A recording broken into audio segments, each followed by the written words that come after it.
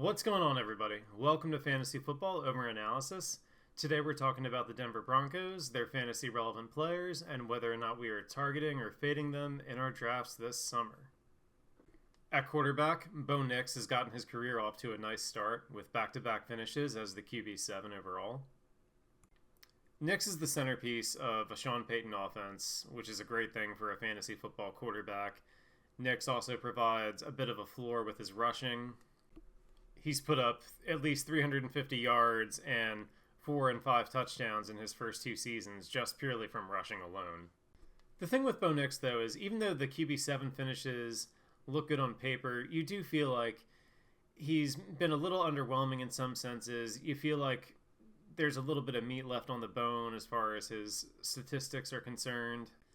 Given the offense that he's playing in and given the skill set that he has physically, you'd like to see Nix do a little more. And there's definitely a path for him to do so. You're still talking about, obviously, a very young player entering his third year in the NFL, third year in the system.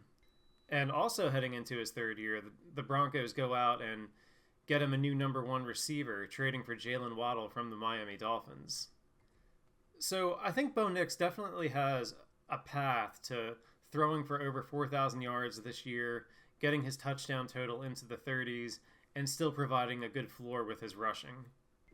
And when you factor all that in and you look at Nix's price in drafts right now, at the moment he's going around the QB 15 range, which is kind of outrageous for a guy who so far throughout his career has given back-to-back QB7 finishes, and not a lot has changed around him. The coaching staff is still the same, and they've only gotten his skill positions an upgrade. Nix's price right now in drafts is down a bit because he is coming off of the fractured ankle that he suffered at the end of the postseason last year. Though Nix himself has said that if he needed to, he could be full go right now, and if that's the case, then he's dramatically underpriced at the moment. If Nix is anywhere close to 100% and he's going as the QB 15, then automatically you know right away that that's a pick that is going to return and exceed value based on the spot that you draft him in. Nix has a much better chance of finishing inside that top 12 as a QB1 than he does finishing out beyond that in the QB2 range. So Nix, for me, very much falls into that wait on quarterback tier for me, where it's guys like Trevor Lawrence, it's Patrick Mahomes, it's Jared Goff, it's Brock Purdy, it's Bo Nix. Like any of these guys that you can get as late-end QB1s to high-end QB2s in your redraft leagues, these are guys that all can far exceed where they're being selected at. So Nix is definitely one of those guys that I'm going to be in on at the quarterback position. At running back, the Broncos' backfield was not one that was fun to own in fantasy last year. And for a lot of fantasy owners, myself included, it all comes down to how things played out with R.J. Harvey last year. And Harvey, through the first 3 quarters of the year, operated mostly as the RB2. The Broncos would use him here and there in very specific packages behind J.K. Dobbins, who was the primary back until he got hurt. But then, once Dobbins did go down, Harvey got an opportunity to be the lead guy at the end of the season, and he more or less failed the audition. While there were some good moments for Harvey here and there down the stretch, he did not look like a guy that was capable of being a true 3-down workhorse in the NFL. And things didn't get better for Harvey this offseason when the Broncos both re-signed J.K. Dobbins, but also spent another draft pick at the running back position, bringing in Jonah Coleman, who was one of the top running back prospects in the draft this year. So now you're going to have a spot where things are going to be much like they were at the beginning of last season. When J.K. Dobbins is healthy, he's going to be the guy.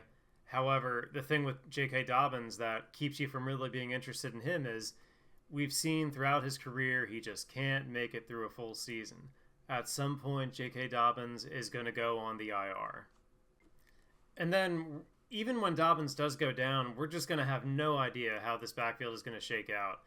Most likely, it's going to be a mix, and it's going to be a mess of Coleman and Harvey, and maybe Peyton still works in Jaleel McLaughlin or whatever random 4th or 5th running back he has on the roster. Because that's the thing with Sean Payton. Sean Payton likes to get a rotation of different guys in there. He doesn't like to have a true featured back.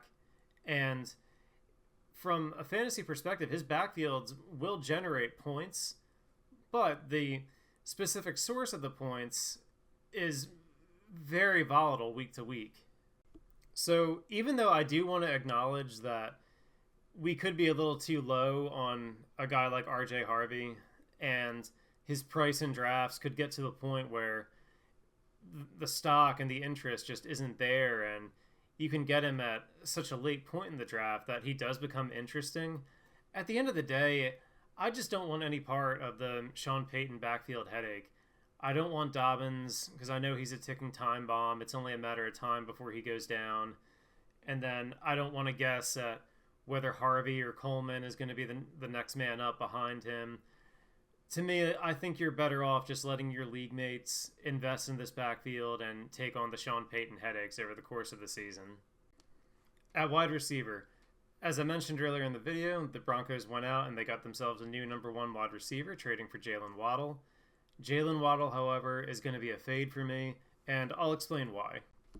So Waddle, to me, is a guy that has gotten a ton of hype in the fantasy community over the last half a decade, and I'm not exactly sure why. So Jalen Waddle begins his career with a 104-catch rookie season in Miami. He then follows that up with a lot less receptions in his sophomore campaign, only 75, but he gets by with efficiency and still scores 8 touchdowns and finishes as the wide receiver 8. And in the last 3 years, it's been bad. You've got a guy who's been drafted as, at minimum, a very high-end wide receiver 2, if not a wide receiver 1 in some seasons, and he finishes as the wide receiver 34, the wide receiver 46, and the wide receiver 24. And keep in mind, these are all seasons in which he played in a Mike McDaniel offense that is very fantasy friendly. And yes, you can say that there's issues at quarterback with Tua, but I don't know that the situation for him is really all that much better here in Denver than it was in Miami. So while it's easy to say that Jalen Waddle is the wide receiver 1 in Denver on paper, are we really sure that he's going to come in and completely out-target Courtland Sutton by a wide margin? Sutton has been a very good player for the Denver Broncos for a long time. He's got the rapport with Bo Nix. I don't think he's just going to go away and completely cede the number 1 receiver role to Waddle. And keep in mind, a big facet of the Sean Payton offense is to spread the ball around. He's not going to force feed targets to Waddle or any other player. We've seen Payton skill position guys kind of underwhelm in fantasy over the last few years. I mean, look at the running back positions for Denver over the last few years. Look at tight end last year. Everyone thought Evan Ingram was going to be Payton's joker, and he had a path to being a tight end 1. How did that turn out? So if I had to comp Waddle to anyone, it would be DJ Moore. And Moore is a guy that has had spiked weeks, but there's also times where he just completely disappears and hurts your fantasy lineup. Waddle, to me, I think in Denver is going to be kind of similar to what I think DJ Moore has been over the last few years, what I think DJ Moore is going to be again in Buffalo this year. A guy who occasionally, yes, is going to have those spiked weeks, but it's not going to be on a consistent week-to-week basis. And the thing that keeps me away from Waddle the most is cost. He's going in the middle of the 3rd round, early 4th round, right in the tier of guys that I love at the receiver position that have more clear and obvious paths to being wide receiver 1s, certainly on their team, if not overall in fantasy. Guys like Emeka Egbuka, Luther Burden, Tet McMillan, Ladd McConkey. These are all guys that give me them every day over a guy like Jalen Waddle that's going to be stuck in a frustrating situation where the ball's going to get spread around and he's not going to get force-fed targets. At cost, I would much rather have Courtland Sutton in the 7th or 8th round than I would Waddle in round 3. And then at tight end, there's no reason to go near Evan Ingram. We saw how that experiment played out last year. It is not one that was conducive to fantasy success. For Ingram to be relevant in fantasy, he's got to get volume, and the Denver Broncos and the Sean Payton offense is not the place to be if you're a skill position guy that needs volume to thrive. And that's going to do it for this one, guys. So with the Broncos, this is not a team that I want to have a lot of exposure to. Even though it is a good team with a good offense, the problem is the ball just gets spread around so much. It's hard to have a lot of faith in rolling a lot of these skill position guys into your lineup most weeks. If I get exposure to Denver at all, it's going to be through Bo Nix or maybe Cortland Sutton in the later mid rounds, depending on how certain drafts of mine shake out. But other than that, I'd rather like leave these headaches and landmines to my league mates to manage. But thank you guys so much for watching, and we will talk to you next time when we go over the Los Angeles Chargers.